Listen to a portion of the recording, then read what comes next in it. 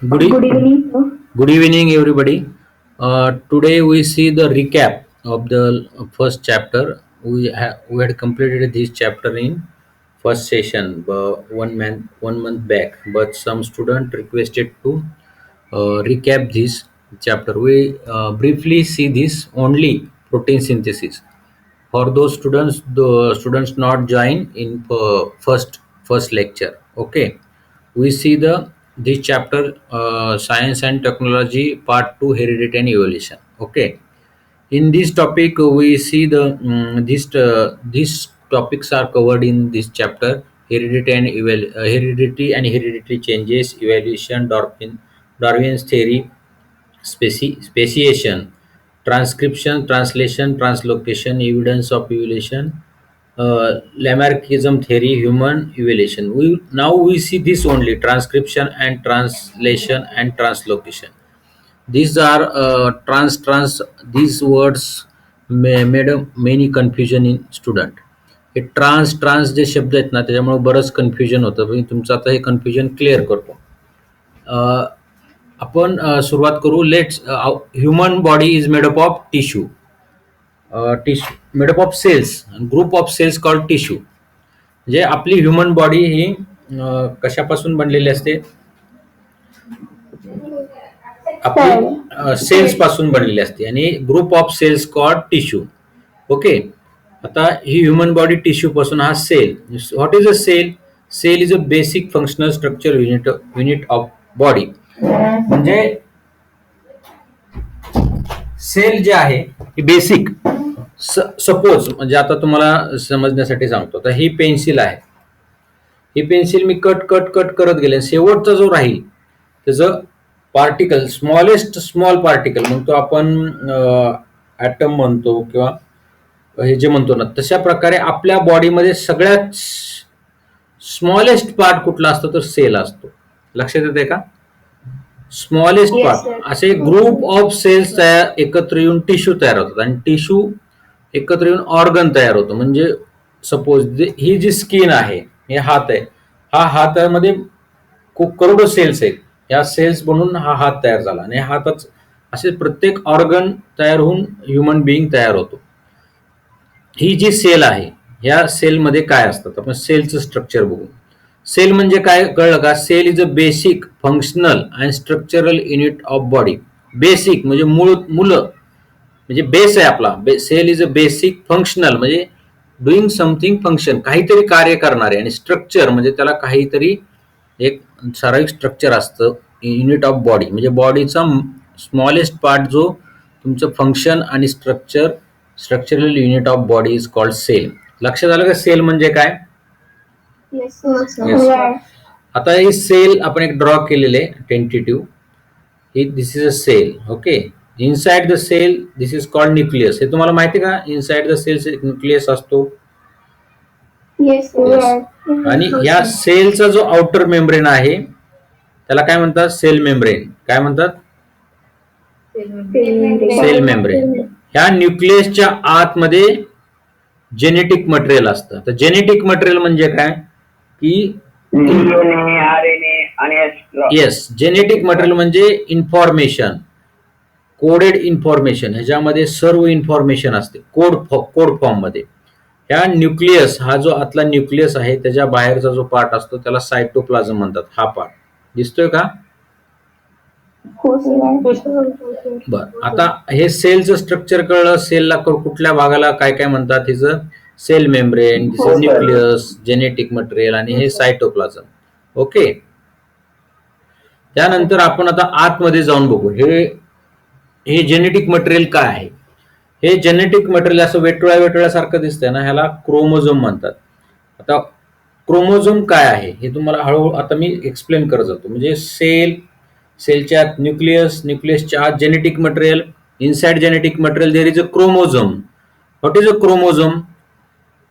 We see this chromosome दिसतो का तुम्हाला? हा ह्याच्यामध्ये ह्या क्रोमोझोमचं नाव दिलेलं. हे लास्ट इयर म्हणजे 9th स्टँडर्डला तुम्हाला हे होतं ना.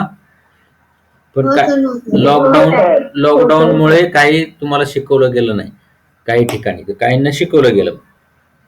तर ह्याच्यामध्ये हा सेंट्रोमियर असतो, हा पी आर्म असतो, हा क्यू आर्म असतो आणि हे क्रोमॅटिड मटेरियलनी एकमेकाला जॉईन झालेलं असतं. तर हा क्रोमोझोम कळलं तुम्हाला? ह्याच्या आतमध्ये हा क्रोमोझोम असतो. ओके. आता ह्या क्रोमोझोम मध्ये आतमध्येच डीएनए असतो. हा डीएनए दिसतोय तुम्हाला, म्हणजे ह्या क्रोमोझोम मध्ये असं वेटोळ वेटोळ करून डबल हेलिकल स्ट्रक्चर. डीएनए काय आहे तर डाय डाय डिऑक्सी रायबोन्यूक्लिक ऍसिड, डीएनएचा लॉंग फॉर्म आहे. याला डीएनए म्हणतात. तुम्हाला मी आता एक्सप्लेन करतो what is a DNA.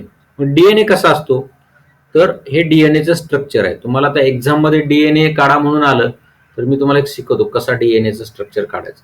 Simple. काल जसं तुम्हाला शिकवलं ना हिबिस्कसचं तसं. तर हे प्रथम असं काढून घ्यायचं. त्या कॉम्प्युटरवर काढायला जरा अवघड जात आहे. परत काढतो. तुम्हाला एक सिम्पल टेक्निक शिकवतो. हा पहिला यस स्टेप सारखं काढायचं. ओके. कॉम्प्युटरवर जरा अवघड जातं काढायला. त्यानंतर ह्यालाच दुसरा स्टँड काढायचा असा.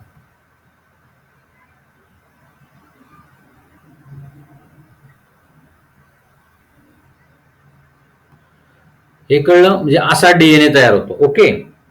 दिस इज कॉल्ड डीएनए. हा डीएनए कसा दिसतो? हा जो क्रोमोझोम आहे त्याच्यामध्ये डीएनए काय तर डिऑक्सी रायबोन्यूक्लिक ऍसिड, म्हणजे ह्याच्यामध्ये सर्व इन्फॉर्मेशन, म्हणजे तुम्ही कसे दिसणार, तुमची उंची किती असणार, तुमचा रंग कसा असणार, तुमचे कान कसे असणार, नाक कसे, डोळे कसे, ह्या सर्व इन्फॉर्मेशन ह्या डीएनए मध्ये, ह्या क्रोमोझोम मध्ये कोडेड फॉर्म मध्ये असते. कोडेड. हे कुणाला कळत नाही. आतमध्ये कोडेड फॉर्म. तुम्ही काही असे पिक्चर पाहता ना त्यामध्ये असा कोड असतो. ते कोड मग ते लॉक निघतं वगैरे असे पिक्चर्स पाहिलेत ना तुम्ही? तसं ह्या डीएनए मध्ये कोडेड इन्फॉर्मेशन असते. तुम्ही कसे दिसणार, तुमचा आवाज कसा असणार, तुमचे डोळे कसे असणार, तुमची उंची किती असणार, ह्या सर्वाची इन्फॉर्मेशन ह्या डीएनएच्या आतमध्ये असते. तर हा डीएनए डबल हेलिक्स स्ट्रक्चर, म्हणजे दोन स्ट्रक्चर असतं. डबल म्हणजे दोन, असं ही एक असं वेटळच असतं आणि दुसरा एक हेलिक्स स्ट्रक्चर आहे त्याला असतं. आता हे दोन, ह्या एक दोरीसारखा भाग, हा एक दोरीसारखा भाग, हा एकमेकाला असं जोडलेला असतो. ओके. हे जे ज्यांनी जोडला जातो त्याला न्यूक्लियोटाइड म्हणतात. काय म्हणतात? न्यूक्लियोटाइड. हा. तर हे प्रत्येक ठिकाणी असतात हे न्यूक्लियोटाइड्स. हा न्यूक्लियोटाइड्स, हा न्यूक्लियोटाइड्स, हा न्यूक्लियोटाइड्स आणि हा न्यूक्लियोटाइड हे डीएनए मध्ये असतात. तुमच्या बुक्स मध्ये हे पिक्चर आहे. हा डबल हेलिक्स दिसतोय का? येस. हा जो डबल हेलिक्स आहे, हा डबल हेलिक्स म्हणजे हे एक सीडी सारखा भाग आहे. ओके. आणि हा एक, आणि हे एकमेकाला जो जोडलंय त्याने न्यूक्लियोटाइड्स. मग आता ह्या न्यूक्लियोटाइड्स कुठले असतात तर 4 प्रकारचे न्यूक्लियोटाइड्स असतात. हे कशापासून बनलेले असतात तर नायट्रोजन पासून बनलेले असतात. एक असतो ॲडेनिन ए, थायमिन, ग्वानिन आणि सायटोसिन. ओके. तर हे 4 न्यूक्लियोटाइड्स नायट्रोजनस बेस्ड सबस्टन्सेस असतात. ॲडेनिन, थायमिन, ग्वानिन आणि सायटोसिन. ओके. आता हे ॲडेनिन ही एक स्ट्रक्चर. आता हे जे स्ट्रक्चर गोल गोल असं हे दिसतंय ना तुम्हाला, हे डबल हेलिक्स, हे जर आपण ओपन केलं, म्हणजे हा भाग ओपन केला, आता जे असं आहे ते असं आपण ओपन केलं तर तो कसा दिसणार? असा दिसणार. ओके. हा एक स्ट्रँड, हा एक स्ट्रँड. तर हा ह्याचा पार्ट इथं दाखवलाय, हा बाहेरचा पार्ट इथं दाखवलाय. मग हे ए फॉर ॲडेनिन. ॲडेनिन नेहमी थायमिनशी कॉन्टॅक्ट होतो. एटी. आणि ग्वानिन हे सायटोसिनशी. एटीजीसी एवढंच लक्षात ठेवायचं. ATGC. A for adenine, thymine, guanine, cytosine. हे तुम्हाला डिटेलमध्ये एवढं नाहीये पण तुम्ही लक्षात ठेवा, हे नायट्रोजनस बेस्ड 4 सबस्टन्सेस, 4 न्यूक्लियोटाइड्स आहेत. हे एकमेकाला, ॲडेनिन नेहमी थायमिन बरोबरच कॉन्टॅक्ट होणार, ग्वानिनचा नेहमी सायटोसिन बरोबरच कॉन्टॅक्ट होणार. आलं का लक्षात? आता हे डीएनएचा शेप, कलर वगैरे सगळं तो डीएनएचं कसा असतो स्ट्रक्चर पाहिलं, तुमचा साईज शेप सगळं पाहिलं. आता व्हॉट इज अ जीन? हा जीन मध्ये बऱ्याच स्टुडंटचं कन्फ्युजन होतं. What is a gene? जो The small segment of DNA is called gene. Yes, हा जो डीएनए आहे, हा डीएनए स्ट्रक्चर, ह्याच्यातला एवढाच पार्ट म्हणजे जीन. मग हा जीन काय करतो? तुम्हाला आता सांगितलं की हा जेनेटिक कॅरेक्टर स्टोअर करतो. कॅरेक्टर्स म्हणजे काय? माझा कान असा असणार, माझे नाक असं असणार, डोळे असे असणार, हे जे कॅरेक्टर्स आहेत, माझा कलर कसा असणार, हे कॅरेक्टर ह्या जेनेटिक मटेरियल मध्ये स्टोअर असतं आणि ह्याला जीन असे म्हणतात. मग आता gene is a basic physical and functional unit of heredity. म्हणजे एका ह्याच्याकडून दुसरीकडे जाणार. आता हे जे जेनेटिक मटेरियल आहे, हे जे कोडेड फॉर्म मध्ये आहे, ते एका ह्याच्याकडून दुसरीकडे जातं. म्हणजे पॅरेंट्स आणि ऑफस्प्रिंग. आता प्रोजेनी म्हणजे काय? जे जन्माला नवीन येतात ते प्रोजेनी. आता पॅरेंट्स आहेत, त्या पॅरेंट पासून न्यू प्रोजेनी, म्हणजे तुमच्या आई वडिलांपासून तुम्ही जन्माला आले, हे तुम्ही प्रोजेनी. मग तुमचा कलर, वडिलांचा कलर, वडिलांची डोळे, कान, हे तुमच्याशी सिमिलर असते, कुठंतरी सिमिलरिटी दाखवते.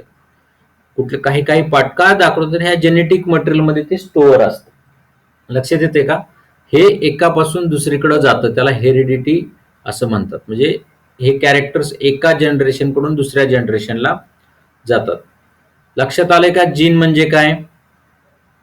Yes. Genes are made up of DNA. Okay, आता आपण पुढचा पार्ट घेऊ. ऑर्गॅनिझम.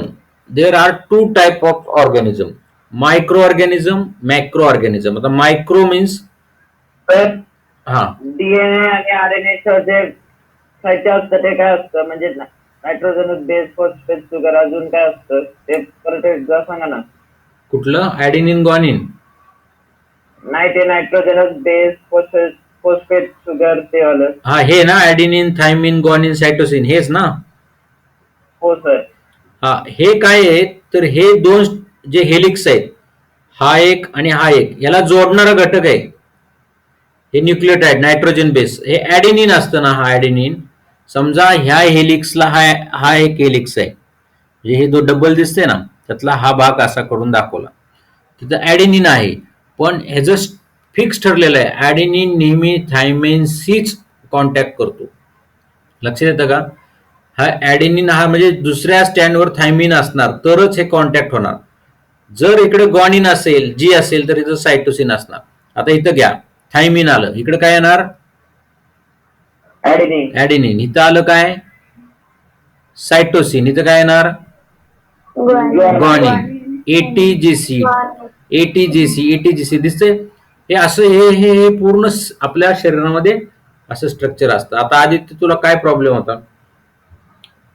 तर त्याचे आहे ना ते नायट्रोजन बेस, फॉस्फेट, शुगर, अजून कुठलं तरी आहे ना ते युरासिल. शुगर आणि हा ते पुढे येणार आहे, पुढे सांगतो. ओके, पुढे येईल ते, पुढं नेक्स्ट टॉपिकला. ओके. सर. आता आपण ऑर्गॅनिझम म्हणजे वी आर ऑल ऑर्गॅनिझम, म्हणजे ह्या जगात वेगवेगळे ऑर्गॅनिझम आहेत.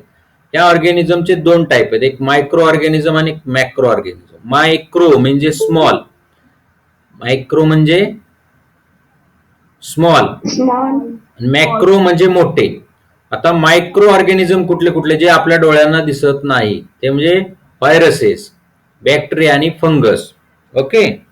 आणि मॅक्रो कोण आहे? Human being, bird, snake, etcetera. हे जे आहेत ते मायक्रो ऑर्गॅनिझम आहेत, हे मोठे आहेत. आपल्याला हे मल्टी सेल्युलर आहे, त्याच्यात एक पेक्षा जास्त सेल असतात, ह्याच्यामध्ये एकच भाग असतो. ह्या सगळ्यांचं जेनेटिक मटेरियल, म्हणजे जसं आपलं जेनेटिक मटेरियल आहे, आपण कसे दिसणार, काय दिसणार, हे जेनेटिक मटेरियल जसं आपलं असतं तसं ह्यांच्यात प्रत्येकाचं जेनेटिक मटेरियल डीएनए मध्ये स्टोअर असतं. फक्त व्हायरसला डीएनए नसतो. लक्षात येते का? ओके. आता ह्या डीएनए पासून आरएनए कसा तयार होतो? आता हा डीएनए डबल, हा सगळ्याला जेनेटिक मटेरियल सगळ्याकडे असतं. फक्त व्हायरसला नसतो. नाही, डीएनए नसतो, आरएनए असतो त्याच्यात. आरएनए काय आहे तुम्हाला मी सांगतो. हा जो डीएनए आहे आपला, हा डीएनए स्ट्रक्चर, बरोबर? मी आता काढून शिकवलं ना तुम्हाला. येस. हा उभा कट झाला आणि हा कट झाला, म्हणजे आता तुम्हाला दाखवू का, हा जर कट झाला, हा जर कट झाला डीएनए आणि तो आपण वेगळा, त्याचा एक स्टँड कट होऊन जर तो वेगळा केला आपण, असा आलं का लक्षात, हा वेगळा केला आणि असा ठेवला, ह्याला आरएनए म्हणायचं. कळलं का? हा डीएनए आहे, ह्या डीएनएचा एक हेलिक्स स्ट्रक्चर काढून असं आपण आडवं केलं की त्याला आरएनए म्हणायचं. हा सिंगल स्टँडर्ड असतो. हा कसा असतो? सिंगल सिंगल स्टँडर्ड असतो. हा, आणि हा जो सिंगल स्टँडर्ड आहे, मग आता ह्याच्यामध्ये आता तुम्हाला शिकवलं होतं ऍडेनिन, थायमिन, गॉनिन, सायटोसिन, हे ह्यातला एक पार्ट इकडं, मग इथं ऍडेनिन, परत गॉनिन, हे परत सायटोसिन वगैरे असे आरएनए वर असणार, घट्ट असे न्यूक्लिओटाइड्स ह्या आरएनए वर असणार. म्हणजे हा आरएनए कशापासून तयार होतो? डीएनए पासून तयार होतो. आता आपल्याला काय पाहायचंय की हे हेरिडिटरी कॅरेक्टर कसे जातात, म्हणजे हेरिडिटी म्हणजे काय, तर the transfer of genetic material from one generation to another generation, म्हणजे एका जनरेशन पासून पुढच्या जनरेशनकडे जर जेनेटिक कॅरेक्टर्स गेले की त्याला हेरिडिटी म्हणतात. तर हा मेल आहे, हे फिमेल, या दोघांचं कॉम्बिनेशन होऊन प्रोजेनी ऑफस्प्रिंग, प्रोजेनी म्हणजे त्यांचे अपत्य, ऑफस्प्रिंग म्हणजे त्यांची मुलं, प्रोजेनी आणि ऑफस्प्रिंग एकच शब्द आहे. मग ह्यांचे hereditary characters, biological genetic characters हे पुढं ट्रान्सफर होतात. मग आता हेरिडिटीची डेफिनेशन पाहिली होती आपण, ते transfer of genetic character from one generation to another generation. Heredity म्हणजे काय की एका जनरेशन पासून दुसऱ्या जनरेशनकडे जे जेनेटिक कॅरेक्टर ट्रान्सफर होतात त्याला हेरिडिटी म्हणतात. म्हणजे मी कसा दिसणार आहे, तर मी माझं दिसणं, जे माझ्याकडचं जे माझ्या डीएनए मध्ये जे आहे ते पुढच्या जनरेशनला मी दिलं, याला हेरिडिटी म्हणायचं. लक्षात येते का? आता मग जस्ट म्हणजे इनहेरिटन्स म्हणजे काय, तर ह्या हेरिडिटीचा अभ्यास करणे म्हणजे इनहेरिटन्स. लक्षात आलं? येस. ओके. हेरिडिटी, हो सर.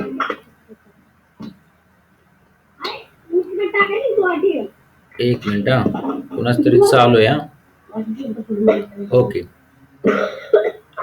आता आपण ह्युमन बिंग, हे इनहेरिटन्स हेरिडिटी कळलं का? एक मिनिट, कोणाच चालू आहे साऊंड? चौगुले,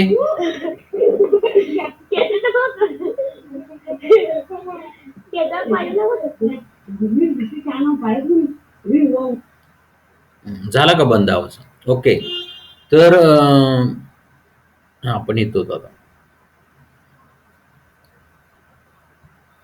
आपण ह्युमन बिंग्स, ऐकायला येतं सगळ्यांना?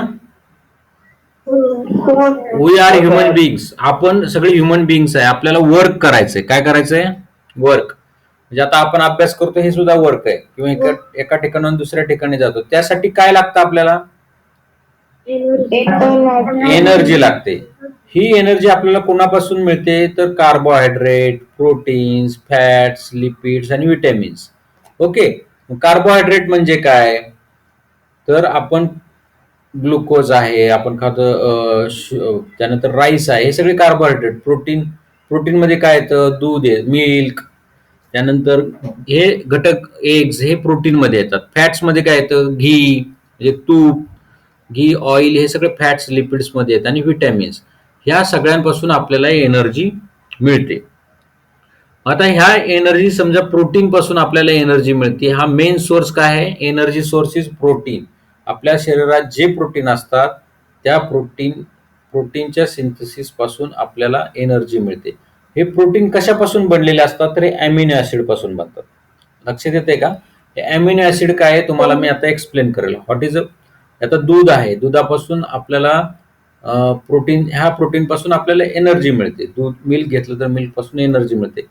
तर ही कशी मिळते आणि ही एनर्जी कशी क्रिएट होती, तर ह्या प्रोटीन पासून कशी क्रिएट होती हे अमिनो ऍसिड कसे तयार होतात हे आपल्याला आज अभ्यासायचंय.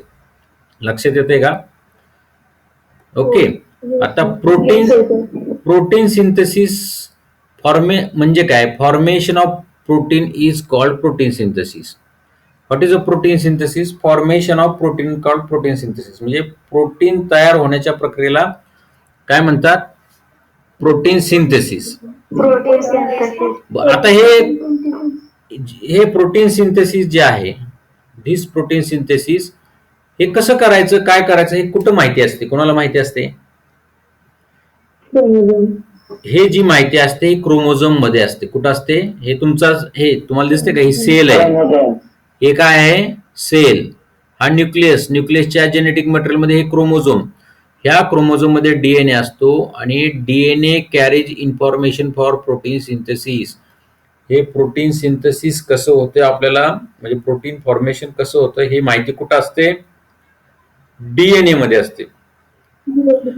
कुठं असते? डीएनए मध्ये. डीएनए मध्ये सगळ्या कोडेड माहिती असते, सगळे तुमची इन्फॉर्मेशन डीएनए मध्ये. तसं हाऊ प्रोटीन सिंथेसिस हॅपन, ही सगळी माहिती कसं करायचं प्रोटीन सिंथेसिस हे डीएनएत असतं.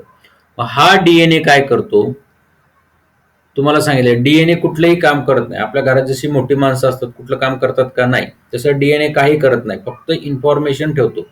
जशी मोठी माणसं हे करा ते करा सांगतात, तसं डीएनए फक्त इन्फॉर्मेशन ठेवतो. आणि ही जी इन्फॉर्मेशन कोणाला देतो? आरएनए ला. जी ही इन्फॉर्मेशन आरएनए ला देतो. ही प्रोटीन सिंथेसिस मध्ये ही प्रक्रिया आहे. म्हणजे डीएनए आपली इन्फॉर्मेशन आरएनए ला देतो. आता हे जे प्रोटीन सिंथेसिस आहे, म्हणजे ह्याच्यामध्ये protein are synthesis by DNA through RNA called central dogma. म्हणजे हे जे प्रोटीन सिंथेसिस कोण करतं? Proteins are synthesis by DNA. कोणी केलं? DNA. Through RNA is called central dogma. म्हणजे सेंट्रल डॉग्मा म्हणजे काय? की डीएनए प्रोटीन सिंथेसिस केलं with the help of RNA is called central dogma. कळतंय का? सेंट्रल डॉग्मा आरएनए मध्ये प्रेझेंट असतो. नाही, ह्या प्रक्रियेला सेंट्रल डॉग्मा म्हणतात. म्हणजे जी आपण जे सेंट्रल डॉग्मा आहे ना, की protein are synthesis by DNA through RNA is called central dogma. ही जी प्रक्रिया करतो ना protein synthesis by DNA through RNA, हे सेंट्रल डॉग्मा. आता हे कुठं होतं? तर न्यूक्लियस मध्ये ही प्रक्रिया होती. मेसेंजर आरएनए म्हणजे ते त्याला सेंट्रल डॉग्मा होता. तुम्हाला मी पुढे सांगतो ते कसं तयार होतं. म्हणजे आरएनए काय आहे? आरएनए सिंगल स्टँडर्ड आहे. आरएनए कसा तयार होतो मी तुम्हाला सांगितलं ना, डीएनए पासून कसा तयार होतो. तर आरएनएचे 3 प्रकार आहेत: मेसेंजर आरएनए, ट्रान्सफर आरएनए आणि रायबोझोमल आरएनए. आता जो हा सेंट्रल डॉग्मा मी तुम्हाला सांगितलं ना, हा जो डीएनए आहे, ओके, हा डीएनए थोडासा आपण मोठा केला, फैलवला. एक मिनिट, कुठे गेला आपला डीएनए? हा डीएनए आहे ना, हा आपण असा मोठा फैलवला, हे असं मोठं केलं तर ते तुम्हाला कसं चित्र दिसतंय? हा डीएनए इथं मोठा केलेला दिसतोय का? हे डीएनए कुठं असतो? ह्या न्यूक्लियस मध्ये. तर ह्यामध्ये असे हे कोडेड आहे. ॲडेनिन, ग्वानिन, सायटोसिन तुम्हाला सांगितलं ना, ती माहिती असते. तर हे जे असतात ॲडेनिन, ग्वानिन, हे न्यूक्लियोटाइड्स, हे ॲडेनिन, ग्वानिन तुम्हाला सांगितले, हे न्यूक्लियोटाइड्स ह्या न्यूक्लियसमध्ये आत जातात आणि हे जे फैलवलेले डीएनए त्याच्यामध्ये कोड करतात. मग ॲडेनिन कशाला कनेक्ट होणार? थायमिनला. ग्वानिन, सायटोसिन ह्याला अटॅच होतात आणि हे अटॅच होऊन इथून सगळी माहिती कोड करून घेतात. म्हणजे इथं जी माहिती लिहिलेली आहे डीएनएवर जी माहिती लिहिलेली आहे ती माहिती कोड करतात. म्हणजे आतमध्ये जाणार हे ॲडेनिन, ग्वानिन, सायटोसिन असेल तर हे ॲडेनिन, हे थायमिन, असं ह्या डीएनएला हे अटॅच होतात आत जाऊन. न्यू न्यूक्लियोटाइड्स कुठं जातात? ते न्यूक्लियसमध्ये जातात. हे न्यूक्लियसमध्ये जाऊन कोडिंग माहिती करून घेतात आणि त्यापासून बाहेर येतात. हे त्यांनी इथून माहिती कोड केली म्हणजे काय केले, तिथनं छापा मारून आणला.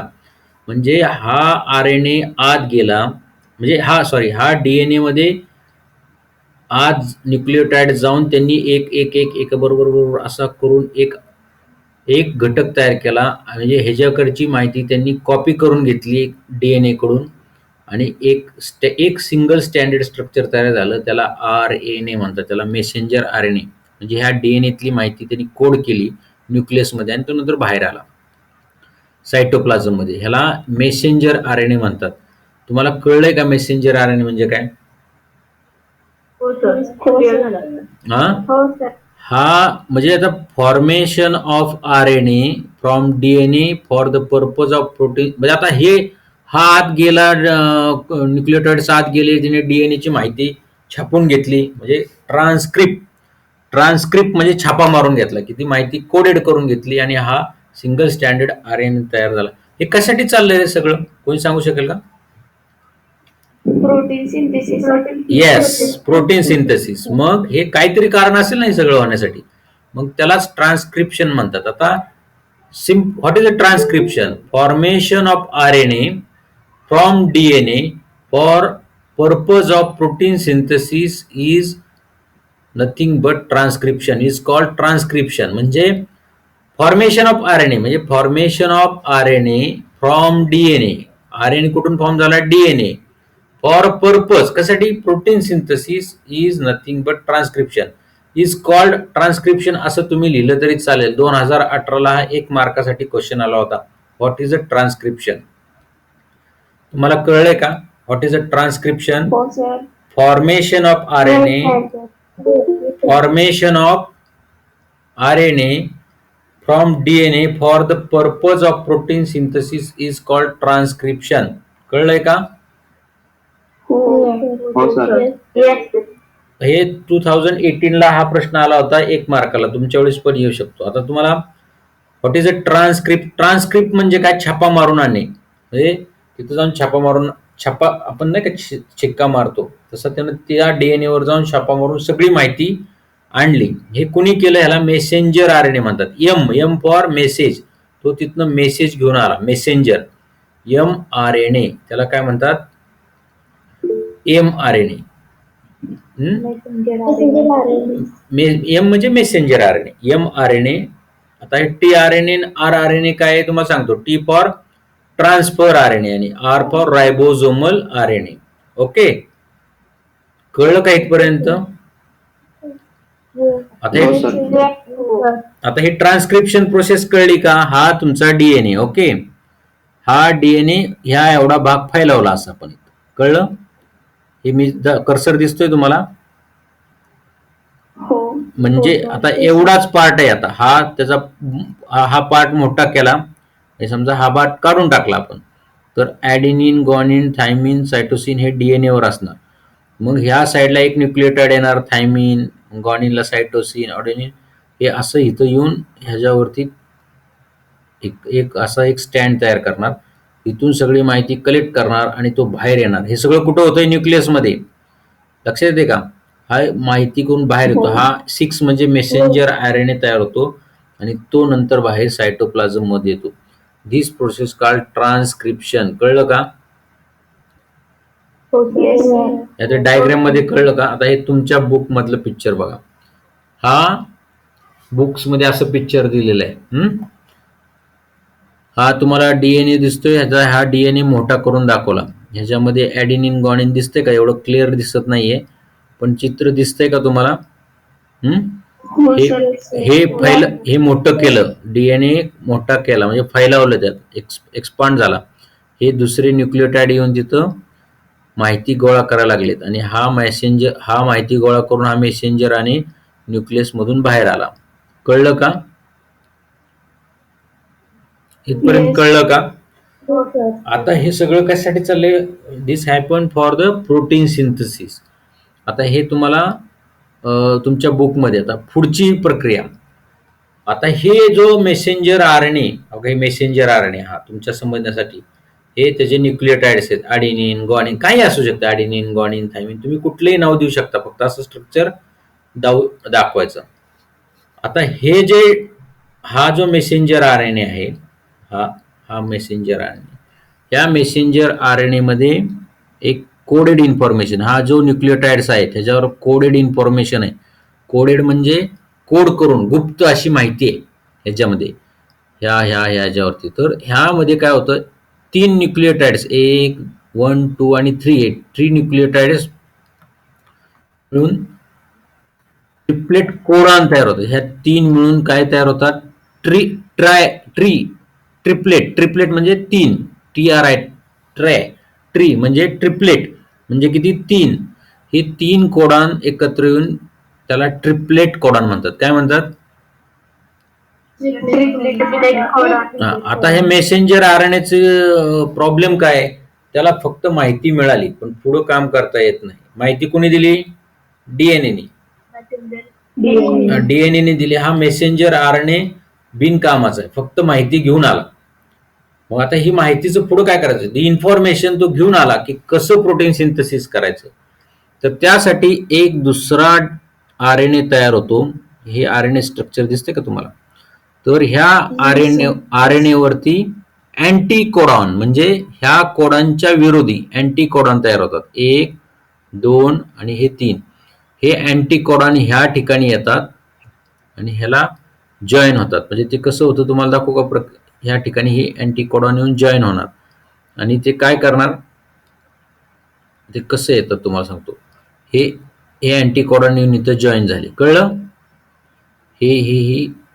ह्या 3 मध्ये हे जर इकडून इथं येणार आणि 3च्या कोड ह्या कोडांची माहिती विरोधी कोड अँटी कोडॉन ह्या कोडेड माहिती. कोडॉन म्हणजे काय? हे जे कोडेड आहेत न्यूक्लियोटाइड्स ह्याला कोडॉन म्हणतात. ह्या कोडॉन मध्ये जी माहिती आहे ती ट्रान्सलेट करण्यासाठी, ती माहिती परत दुसऱ्याला कळण्यासाठी अँटी कोडॉन तयार होतात. म्हणजे हा अँटी कोडॉन तयार झाला त्या टीआरएनए वरती. हा जो टीआरएनए आहे ट्रान्सफर आरएनए ह्याच्यावर अँटी कोडॉन तयार होतात. त्याशिवाय ही माहिती ह्यांना कळणार कशी? या टीआरएनएला लक्षात येतंय का? मग हा टीआरएनए मेसेंजर आरएनए कडून माहिती कळून घेतो म्हणजे डिकोड करतो, म्हणजे त्याला अँटी कोडॉन म्हणतात. हे अँटी कोडॉन ही माहिती स्वतःकडे घेतो. ह्या प्रक्रियेला ट्रान्सलेशन म्हणजे भाषांतर. तुमच्या माहिती ना तुम्हाला हा शब्द? तसंच या टीआरएनए ही माहिती समजून घेतली म्हणजे ट्रान्सलेट करून घेतली म्हणून याला ट्रान्सलेशन म्हणतात. What is a translation? Translation is the process of transformation of information to tRNA from mRNA for the purpose of protein synthesis is called translation. Translation ची सिंपल व्याख्या आहे. Translation is a process of transformation of information to tRNA from mRNA हे कशासाठी चाललंय? For the purpose of protein synthesis. म्हणजे जी information हा messenger RNA घेऊन आलाय ही मेसेंजर आरएनएची इन्फॉर्मेशन टीआरएनए कडे ट्रान्सफर होण्याच्या प्रोसेस जे आहे याला ट्रान्सलेशन म्हणतात. कळलंय का?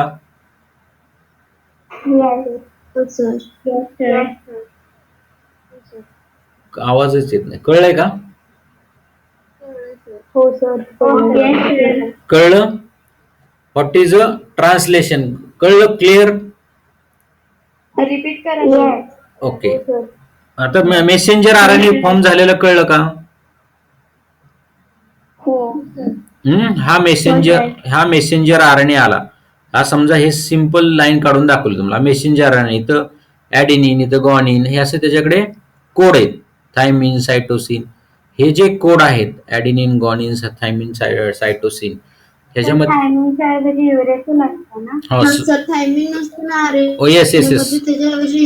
Yes correct. ह्या मेसेंजर आरएनए मध्ये थायमिनच्या ऐवजी युरॅसिल असतं. करेक्ट. हे फक्त तेवढाच चेंज होतो.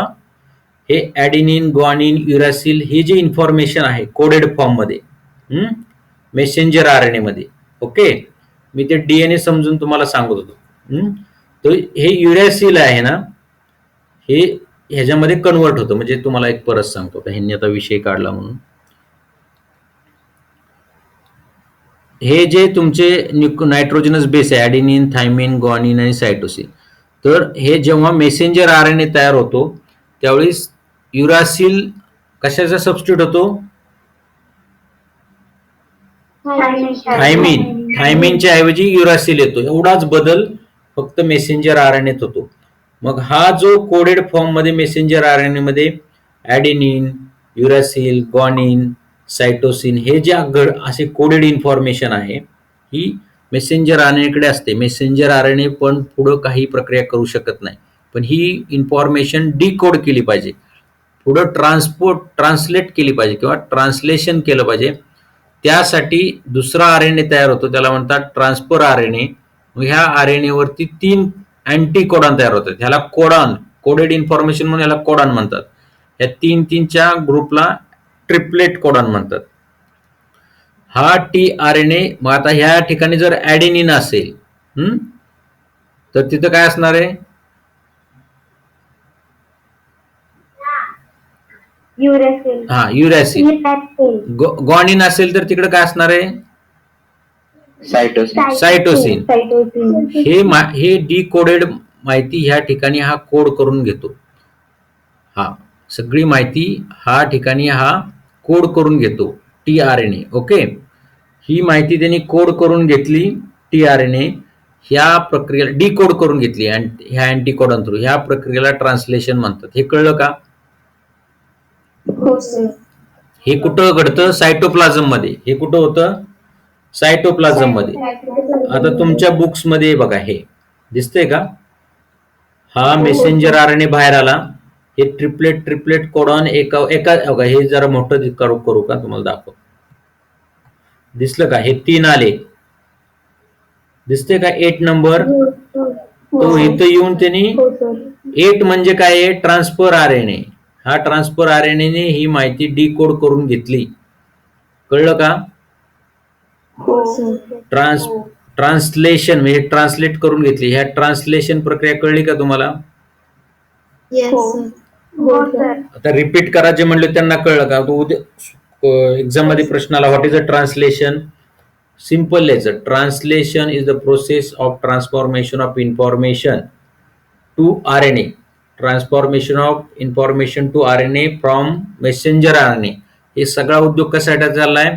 For the purpose of protein synthesis is हे ट्रान्सलेशन.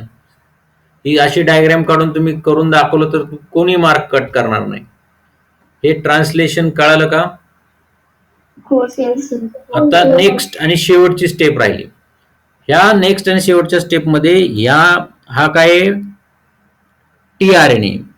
हा एमआरएनए ही माहिती कोड करत असताना त्याच्या भोवती एक आरएनए तयार होतो. अजून एक रायबोझोमल आरएनए. ह्या आरएनएच्या खालचा लोअर लूप आणि अप्पर लूप एवढं काय डिटेलमध्ये तुम्हाला नाहीये. तर हा जो तयार झालेला हे जे टी आरएनए इथून फिट झालेला आहे त्याच्या भोवती रायबोझोम तयार होतो, त्याला रायबोझोमल आरएनए म्हणतात.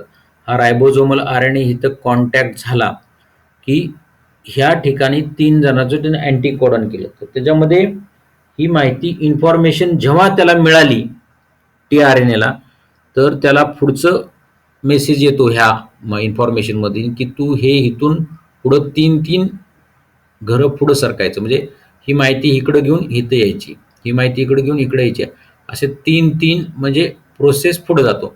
म्हणजे हा टी आरएनए ट्रान्सलोकेशन म्हणजे त्याचं लोकेशन बदलतो. तिथून परत इकडे येतो 3, परत इकडे 1 येतो, परत इकडे येतो, असं पुढं पुढं पुढं पुढं जातो. याला ट्रान्सलोकेशन म्हणजे हा टी आरएनए हिथून परत 3 याला कनेक्ट होतो. ह्या प्रक्रिया चालू असताना म्हणजे एका ठिकाणाहून पुढे एका ठिकाणी तो मूव्ह झाला की एक अॅमिनो ऍसिड तयार होतो. काय होतो? Amino acid. when this T RNA transfer from one triplet to another triplet म्हणजे एका ट्रिपलेट पासून पुढच्या ट्रिपलेट कडे गेला की एक काय होणार? Amino acid. पुढे गेला की अजून एक अॅमिनो ऍसिड, अजून पुढे गेला की अॅमिनो ऍसिड सगळे अॅमिनो ऍसिड एक अॅमिनो ऍसिड तयार होऊन मॅक्रोमॉलिक्युल तयार होतो. This macromolecule called protein is made up of amino acids. ही जी प्रक्रिया चालू आहे हे टी आरएनएचं लोकेशन चेंज होण्याचं याला ट्रान्सलोकेशन असं म्हणतात. कळलं? त्याची लोकेशन चेंज होती का? रायबोझोम सहित तो चेंज करतो लोकेशन. त्याच्यामध्ये जेव्हा टी आरएनएला इन्फॉर्मेशन कळती कुणाकडून मेसेंजर आरएनए कडून आता तू माहिती ही केलेली आहे, ट्रान्सलेशन केले, तीच माहिती त्याला सांगते की आता रायबोझोमल आरएनए आलेला आहे भोवती, हा रायबोझोमल आरएनएच त्याला घेऊन पुढं पुढं पुढं पुढं पुढं पुढं ट्रिपलेट मूव्ह करतो. या प्रक्रियेला काय म्हणतात? ट्रान्सलोकेशन. माहिती कोणी दिली पुढं पुढं जायची?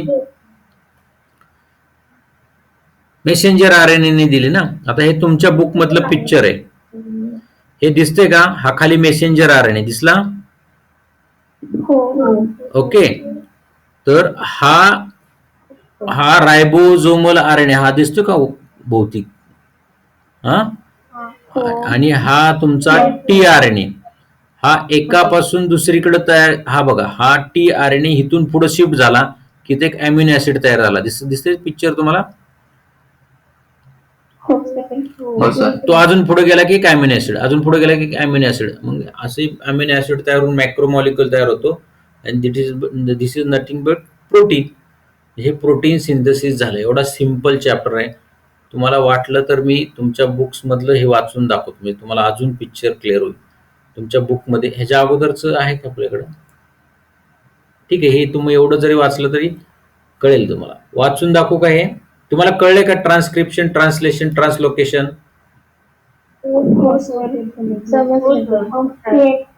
एकदम क्लिअर?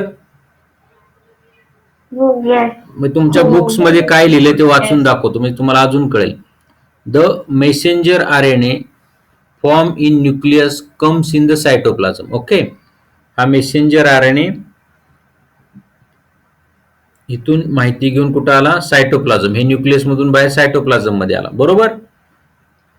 ह्याच्या अगोदर तुम्हाला ट्रान्सक्रिप्शनची माहिती आहे, ती दुसऱ्या पेजवर आहे. मला वाटतं इथं आहे का? नाही, आपण ते दाखवलं नव्हतं त्याच्यात. तुमच्या बुक्स मध्ये आहे, तुम्ही वाचू शकता. सोपं आहे, आता तुमच्या लक्षात येईल, तुम्ही वाचलं तरी लक्षात येईल. आता आपण डायरेक्ट ट्रान्सक्रिप्शन नंतर ट्रान्सलेशन कडे चाललोय. The messenger RNA from in nucleus comes in the cytoplasm. It brings in the coded message from DNA. कळलं? कोड म्हणजे गुप्त माहिती घेऊन आला तो. The message content the codes for amino acids. The code for each amino acid consists of 3 nucleotides. It is called triplet codon. कळलं का? आता हे doctor Hargobind Khorana, a scientist of Indian origin, has made an important contribution in discovery of the triplet codon for 20 amino acids. For this work he has been awarded with Nobel Prize. हे हरिगोविंद खुराना जे doctor होते ना, त्यांनी हे triplet codon कसे तयार होतात आणि कसे त्यापासून अमिनो ऍसिड तयार होते त्याची शोध लावला, म्हणून त्यांना नोबेल प्राइज 1968 ला मिळालं. त्या आपण आता मेसेंजर आरएनए सायटोप्लाझम मध्ये आला पुढे आवाचा. Each messenger RNA is made up of 1000 of triplet codon. त्याच्यामध्ये थाउजंड्स ऑफ ट्रिपलेट कोडॉन असतात. As per the message on. आता येतोय का? ठीक आहे, काहीतरी रेंजचा प्रॉब्लेम असेल. तुम्ही वाचू शकता ना काय माहिती सांगतो ते. Each messenger RNA is made up of thousands of triplet codon. As per the message on mRNA, amino acids are supplied by the tRNA, म्हणजे ट्रान्सफर आरएनए. कळलं? म्हणजे amino acids are supplied by tRNA. For this purpose tRNA has anticodon having complementary sequence to the codon on the messenger RNA. त्याच्या complementary म्हणजे त्याला पूरक, म्हणजे त्याला सोयीची होईल अशी स्ट्रक्चर tRNA वर असतं. This is called translation. कळलं का? Translation. The amino acids brought in by the tRNA are bounded together by peptide bond with the help of rRNA. म्हणजे रायबोझोमल आरएनए नी त्याला पेप्टाइड बॉन्ड मध्ये बाइंड केलं. During this process the ribosome keep to moving from one end of messenger RNA to the other end. म्हणजे हा end पासून ह्या end पर्यंत हा रायबोझोमल आरएनए पुढं जात राहतो. Other end by the distance of one triplet codon. म्हणजे या एका ट्रिपलेट कोडॉन दुसऱ्या ट्रिपलेट कोडॉन जातो. दिस इज कॉल्ड ट्रान्सलोकेशन. कळलं का? आता काय कोणाला शंका आहे का? हाच तुमचा डिफिकल्ट होतो ना चॅप्टर.